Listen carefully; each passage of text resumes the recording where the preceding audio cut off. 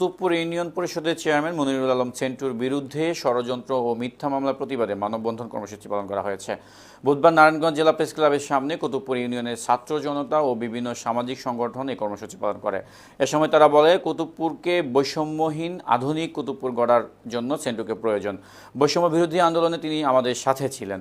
তার বিরুদ্ধে দায়েরকৃত মিথ্যা মামলা প্রত্যাহারের দাবি এবং বর্তমান সরকারের উপদেষ্টা পরিষদের সুদৃষ্টি কামনা করেছেন তারা। নাগরিক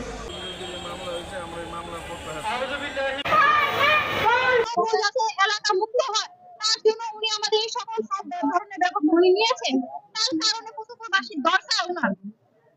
আমি আপনাদের সাংবাদিকের মাধ্যমে আমাদের আইন উপদেষ্টাকে একটাই আহ্বান করব, আমাদের সকলের পক্ষ থেকে আমি বলবো, চেন্টু ভাই নামে যে মিথ্যা মামলাটি হয়েছে আপনারা যত তাড়াতাড়ি সম্ভব আপনারা প্রত্যাহার করুন। নির্বিশেষে শান্তি শৃঙ্খলা রক্ষার জন্য কুতুবপুরকে সন্ত্রাসমুক্ত করবার জন্য, কুতুবপুরকে মাদকমুক্ত করবার জন্য আমাদের যখন একজন মাদক